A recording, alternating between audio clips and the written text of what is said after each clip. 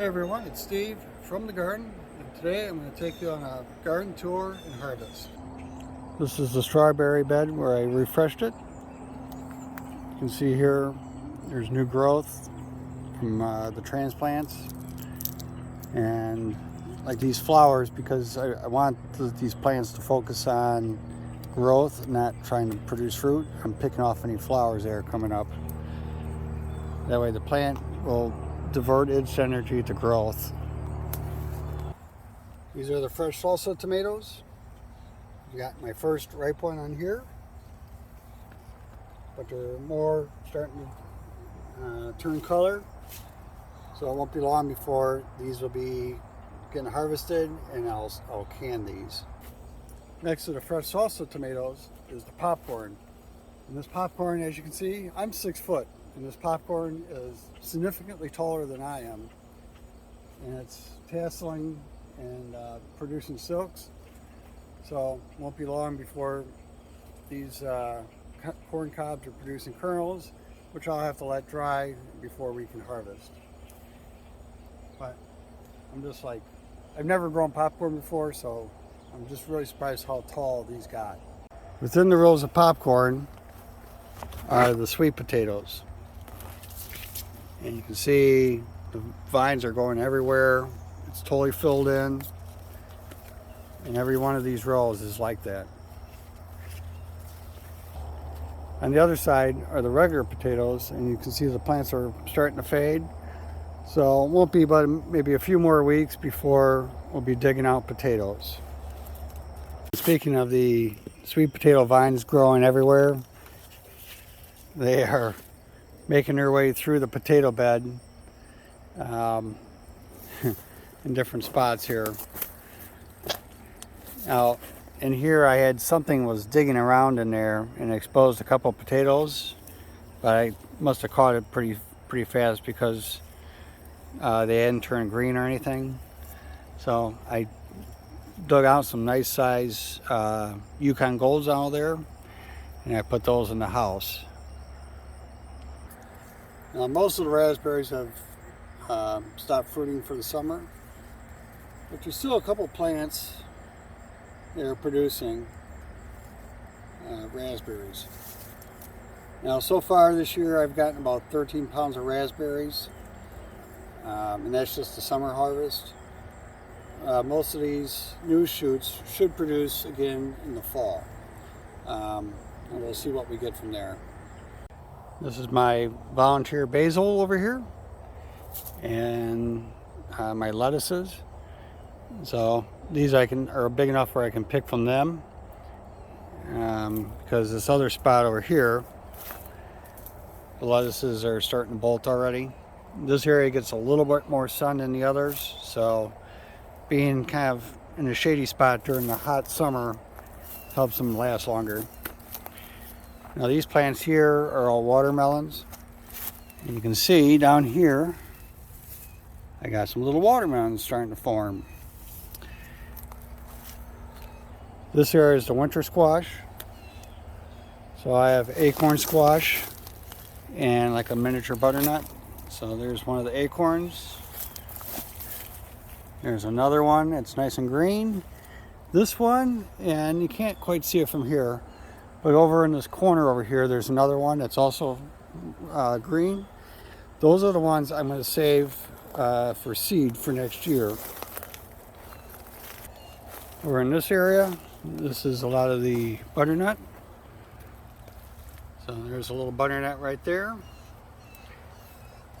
And there's various other ones that are scattered in this patch over here. This is the broccoli bed. This is the Waltham 29. Now, these plants are getting good size, and I have multiple successions in here. But while these plants, or this variety at least, did well during the springtime and I got a good harvest, during the summertime it hasn't produced any florets. And that might be just because it's not known for good summer heat tolerance. So I think for next year I will get a different variety for the summertime that's known for that heat tolerance, like maybe a Green Magic. Here's one of the grapevines. This one is the Hope grape. And if you look carefully here, you can see the grapes are starting to change color, which means they're getting ready for harvest in the not too distant future. So we'll be keeping an eye on those. This will be my first year of getting a harvest from the grapes.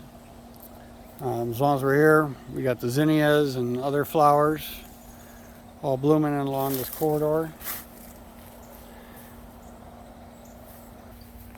This is the sun gold, although for whatever reason this year these sun golds that I grew from the same packet of seed I've been growing the last couple of years, they're more of a red color than an orange color,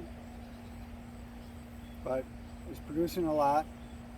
And you know, I just picked more of these over the weekend, and yet it's still getting more ready here. So this one is producing on a pretty regular basis, and just this one plant provides enough fresh eating for our family. These are my other determinate tomatoes, which is the summer pick. And you can see down here we got some tomatoes that are getting close to picking. So one of the things I'm going to do is, once this ripens, I want to compare the taste of this summer pick to that fresh salsa tomato, which is also a determinant, to see which one I like better, both for flavor and for texture. Now, compared to the fresh salsa, the summer pick are definitely much bigger. So in terms of canning them, obviously you'd have fewer tomatoes to have to prepare going with the summer pick. And there's a pretty good size tomato harvest here, although the fresh salsa also has a lot of tomatoes on it. Now these taller ones, these are my San Marzanos, and these are an indeterminate, but I've allowed them to bush out this year as an experiment to see how they do in terms of, you know, overall production. And the bushing out occurred, you know, after like say 24 inches off the ground, so that once they clear these low hanging ones, which these are, you know, getting ripe already, and I can grab some of these. The idea of letting these bush out up higher was for two purposes. One, as these fruit mature up here, I'll just be able to pick them at shoulder level, not have a plant that's, you know, 8 to 10 feet tall, where it's harder to tie them up and harder to reach the fruit. And the other part is, in years past, I've noticed I've get blossom end rot when the tomatoes are up higher, where I don't get that when they're down lower. So by keeping the plant shorter and letting it bush out, I'm hoping that I won't have that blossom end rot issue. With the hot weather we've had, the jalapenos are really taking off. Now, just yesterday I went through and grabbed about a dozen of these make jalapeno poppers, but you can see I have a lot more jalapenos coming up, and you know, bell peppers are coming in too, so you can get that in there. Over here I got my paprikas. Now, I picked about a half dozen of these yesterday also, and it won't be long before these other ones here are also ready. Some more jalapenos. Now this basil, I've been just letting it flower to bring in the pollinators, because I got that volunteer basil where I've been pulling the leaves from. And here I got cayenne peppers. I gotta get over and harvest these, but I don't have my little clipper with me. You can see the tomato over here is overhanging these peppers, so I have to trim this up a little bit. This is the bed where I had the onions. So I harvested all the onions, and what you see here is buckwheat. So the buckwheat will grow and flower within about 30 days or so, and 7 to 10 days after it starts flowering, I will cut it down and then tarp it with all the vegetation, all the cut vegetation on here as I prepare it for fall.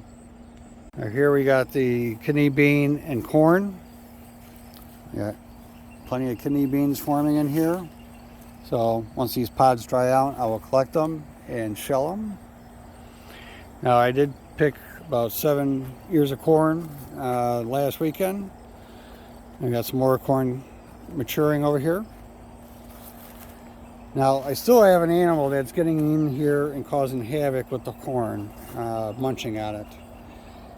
And so I ordered an electric poultry fence, which I will take down this wire fencing and I'll put the electric fence up, and hopefully that puts an end to it. You can see because I got multiple sowings in here, so some of the corn I picked, some's ready for picking this coming weekend. Other ears are forming silks, as you can see over here. And then this will be the last ears of corn that I get, which should come in around the end of August. This is the patch where the garlic was growing. So what I have sown in here are carrots.